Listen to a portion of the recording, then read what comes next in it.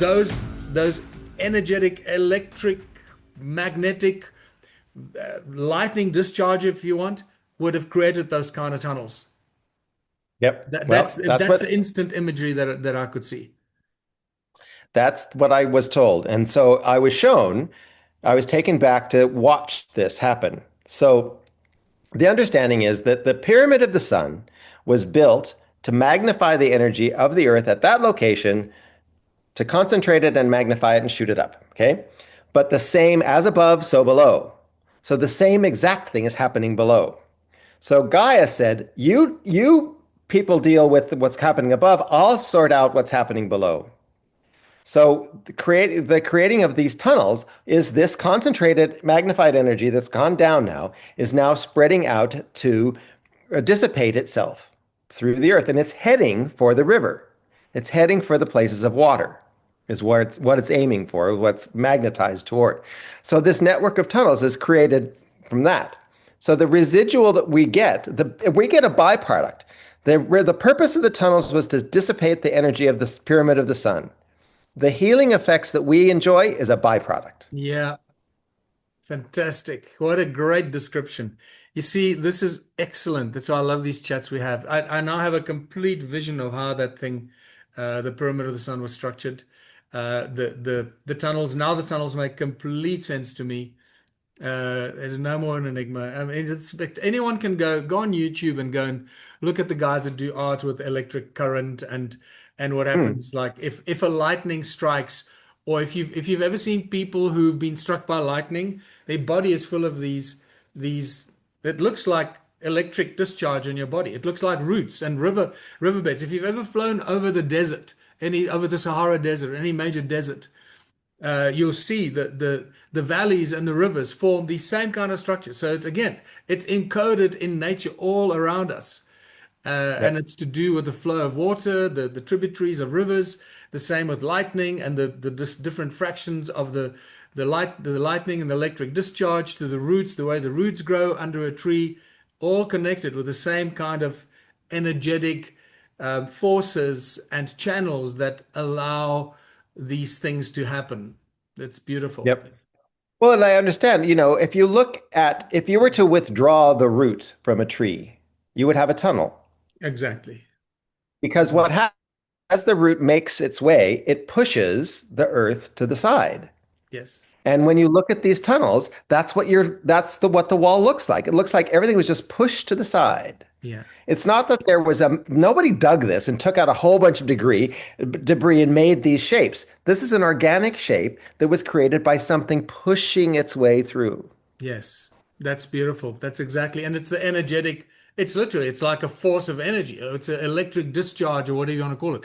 It's a force, An electric discharge is very forceful. If you've ever been shocked by a plug, you know how much force comes out of that. I mean, it can shoot you off your feet, right? It can push you back. An electric shock will throw you back. So same thing. So it is like something physical moving through the earth and pushing the earth aside. Yeah, it's Yep. awesome. So should we talk about the prophecy and the stone with the runes on it? Let's talk about it. I'm a bit gray on it. You more it'll remind me as you talk about it. Okay, Okay. go ahead. So I was saying that I was looking for the people that were part of filling the tunnels in and closing the tunnels down. And what was that and how was that? And that was actually a conversation with Sam. So Sam and I went into the tunnel one day and we did 2 hours of talking to, it was a female who was part of the closing of the tunnels. And there's a stone, quite a large stone that they found in one of the tunnels, and it has runes on it. So I don't know, he spent quite a long time trying to get anybody that could read the runes, decipher the runes, whatever. But there's letters or symbols on this Runic. stone. So when you say runes, you mean some sort of a written letters and a language that resemble the runic alphabet or the runic kind Yep. of writing, right? When you say runes, Yep. that kind of thing. Yeah. So the Vincha people, who are the people who I think we were talking to, I think they were Vincha culture. And they were about 8,000 BC around there. Yep. Yep. So I think that's who we're And, talking to. and also, John Paul, just for people watching this for the first time, the Venture civilization is one of the important civilizations that Sam has also uncovered and reshared with the world in the Ravne Park. There's a lot of information about them, and this is part of the hidden history of Europe, especially the Balkans. Those areas that history has been really suppressed because it seems like there were some very powerful and knowledgeable people in ancient times that were on Earth that lived in that part of the world. And that's why it seems like there's been a concerted effort to sort of destroy and suppress that part of the world, that part of Europe.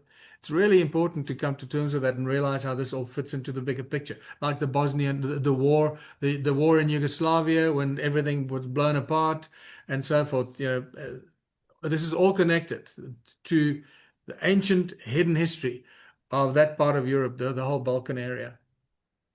Well, and the Vinci, so let's go down this rabbit hole because that's what you and I do. Mm. So when you when you look at the stuff that Sam has found at the Vinci about the Vinci culture, and you look at the statuary, Very strange looking what? statues, very strange looking beings and creatures and statues, not So humanoid. you've got Yeah. triangular faces, giant eyes, and these were the sculptures that they were creating Yeah. that are human-like, but not quite human. Yes. And there's a lot of them in this culture. And they had an alphabet.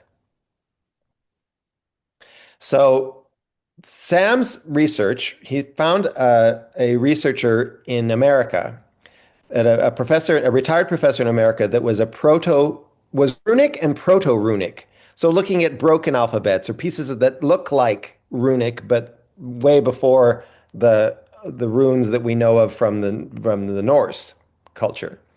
And she said, "Well, I can help with this."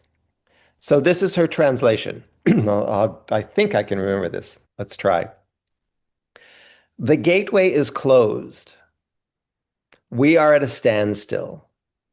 We must act as warriors and guardians until the time when the stargate is opened and we can travel through again.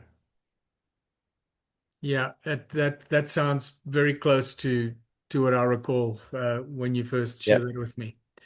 I'd have to pull up my notes to be absolutely accurate, but the stargate is closed. I mean, the gateway is closed. We are at a standstill.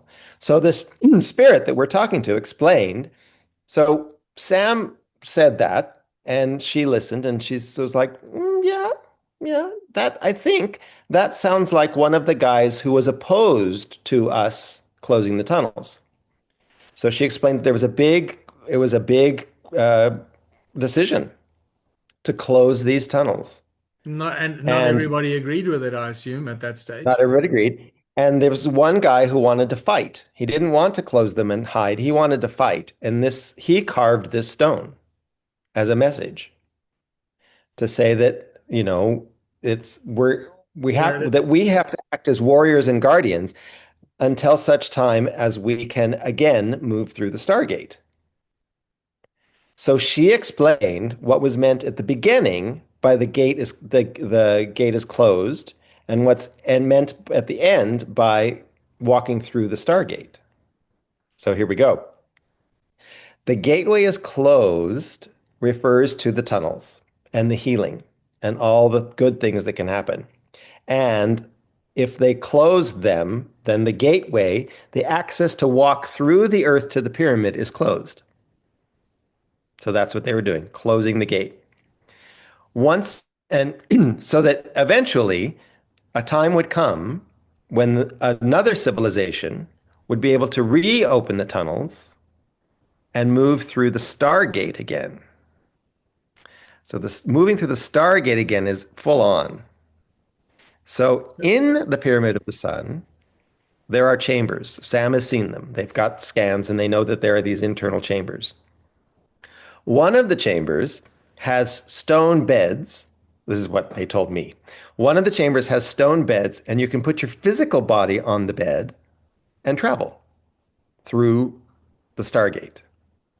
And it was Valerie that confirmed that when he explained about the spontaneous or the conscious ascension that happens Conscious inside a ascension and pyramid. resurrection and reincarnation. Yeah. So, I mean, it's just incredible when you think about this culture doing all this amazing. It was not easy to backfill all these tunnels and fill them tunnels, fill the tunnels, fill the tunnels, with the belief and the prophecy that there would come a time when these were to be opened and used again to once again move through the gateway. So, Sam is on a deep, deeply spiritual mission of reopening this because we are these people. We are the people that 5,000 years ago they believed would come. And reopen the tunnels, reopen the passages and to the gateway, to the Mm. stargate. So this is really important information, and I hope that people really digest this and see what they can get out of it for themselves. And my imagery, my vision here, or what I'm trying to imagine is the amount of effort it would have taken to fill those tunnels. It's just unbelievable with Yep. sand and stone, loose river sand and loose stones, just to go and fill it all up and block it to stop them from vibrating and stop them from, yeah. I'm remembering that the blind guy also said that some of the closing off of side tunnels was done by them. It wasn't all because he said once we realized he said that the energy close to the pyramid was too strong for humans. So you couldn't do much healing too close to the pyramid. It was just too much energy. But by the time you came down to where the tunnels are now, it was much easier. But it was a bit weak. So they closed off some side tunnels to force the energy through main channels to raise that. And so some of the side tunnels that you see closed off were much earlier because they were just managing the Yes. energy in the tunnel. And that's probably why we have those retainer walls, those dry walls in those side tunnels. It just suddenly, that just struck me. That's why you have these dry walls. And you're like, why? Why would anybody put dry walls here? And all that. So now those dry walls make a lot more sense to me. Yep. Yeah, okay, Thank you. I that hadn't makes put sense. that piece together either. I couldn't, every time I walk through those tunnels and I see the dry walls, this recurring, repetitive question that just drive me crazy. It's like, why would they build these dry walls? They're here. We're not arguing that they're not there. Somebody put them here, but why? Why did they build? Because imagine you've got a tunnel. Now you got to fill it with sand and stone and rubble. It's not easy. How do you fill it right to the top? It's a huge job. So Yep. the dry walls would have at least kept, if they filled a small tunnel and filled that part of it, and then put the dry walls up there to keep the sand there and prevent it from spilling into the main tunnel. So Yep. now it makes sense. Yeah. Yeah. And that back in the blind time, you would have put up a dry wall because you want the energy to not to dissipate down those side tunnels. You want to keep it strong because this is where you're going to bring your healing clients. Correct. Yeah, exactly. Wow. Yep. You Right. see, the more we talk about it, the more you talk about it, the more you unlock things and knowledge and the comprehension and connect to it and connect the dots. So I love it. I love it. And then obviously I also guess, some of the tools and artifacts that Sam found in some of the other tunnels, Roman tools and artifacts that clearly, and Greek, I think, if I am I correct? Greek and Roman tools and artifacts that clearly shows that the Greeks were there at some stage, the Romans were in those tunnels at some stage, and so it is such a confusing historic timeline. Because if you were like a mainstream archaeologist and you found Roman artifacts in there, you'd automatically say, well, these tunnels were built by the Romans, because that's what they normally do. Yeah, yep. and they jump to these conclusions. And with all due respect and love for our archaeology friends, but that's not always that's not always how it works. Not when you start dealing with ancient civilizations and what was going on Yep. Earth, and a part of the history that they keep hiding. Yes, yes. So I think the Vinci people were quite comfortable with a multi-dimensional, multi-racial, multi-galactic civilization. They were fine with that. That certainly It's seems to come out of the the statues and the artwork they left behind. Yeah. So I guess it's so sad. One of the big takeaways from this trip to Bosnia that you and I were just on, one of my big takeaways is that there was a time when we were just part of a huge, beautiful galactic family. Yes. And we've separated ourselves. We're the orphan babies. I mean, it's just so sad that we have separated ourselves from the family.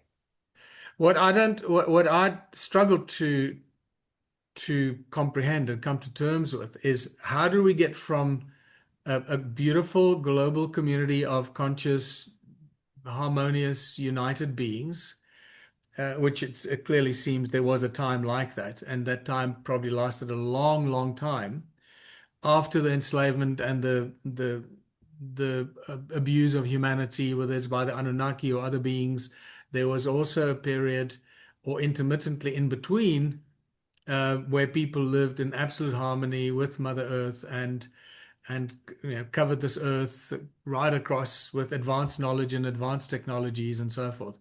And somehow those people were subjugated and enslaved by malicious, vindictive, bloodthirsty entities who introduced the rule of law, who introduced money and control and corporate structures and royal bloodlines and the whole hierarchical system of absolute control to serfdom and slavery. And it's just, how do we get from there to this right now, where we have Yeah. cold-hearted, greedy, brutal capitalism, the ugly side of capitalism that is destroying the world around us, while still in our hearts and in our souls, this yearning is beating louder and louder that we want to get away from this and to some other time and some other form of coexisting and living together in harmony and unity, where we all benefit from what we do and not be enslaved and not feel where our freedoms and liberties and inalienable human rights have just been completely decimated and destroyed, where we have no rights left. Everything is controlled by draconian governments and puppet masters from some that operate from some invisible behind some invisible screen that seem to manipulate our leaders and our governments to do things that we don't vote for, we don't want. How did we land up here? How did we end up here? It is unimaginable. Yep. The amount of control, brutality, abuse, murder, rape, invasions that has taken place to get us to this point is just unfathomable to anybody who is in by heart and by soul, by nature, a um, peace-loving human being. I can't, it blows my Yep. mind that this is where we are, and we now have to get out of this mess. Yep. No, absolutely. So we've done an hour's worth of chat, so we should probably wrap it up. Um, if I could leave us on a positive note, talking to these spirits in Bosnia, that we are part of this incredible family, and that we always have been, and they're there. We can always connect back to them. We can always connect back. We can always go to the tunnels. We can always have healing. We can come to the stone circles in South Africa. Nature is the key. And it was the fairies on the island of Tory in Ireland that said, our advice to you guys to get through this is harmonize with nature. Harmonize with the animals, with the trees, with the rivers, with the rocks. Because when you do that, you create a huge field of abundance and a huge field of acceptance and a huge field of belonging and a huge field of positive energy. And that's what the world needs. So that was their advice to us. Beautiful. I love it. So that's how we harmonize with nature, and I guess subconsciously and in my heart, in my soul, I've been drawn to that, and then also drawn to finding solutions, and that's why I'm so passionate about the One Small Town initiative and what we're doing with that. Taking Yep. people out of the cities, getting people in small towns to start harmonizing with nature, realizing that we have that abundance there, and realizing that when they stand united, they can do anything. On your own, on our own, we are very weak because of the system that we're in. We're not weak inherently, we're weak because of the system that can destroy you as an individual. But the moment you stand together, even if it's 500 or 1,000 people, you're far stronger. And it's like the fasci of fasci. One stick is very weak, but when you got 100 sticks standing together, it's a lot more difficult to Yep. break them. Yep. Yep. And that was the Roman philosophy, obviously. When we stand together, we are a lot harder to beat. And that's really what I want to achieve with Once More Town, which will open the doors to more research, more exploration, more discovery, because it'll break down the hurdles and the barriers that prevent us from making these discoveries and taking them to the next level. Yeah, so on Yep. that note, I'm going to say thanks very much for talking again, John Paul, sharing all your wisdom and exciting knowledge, and I look forward to our next chat.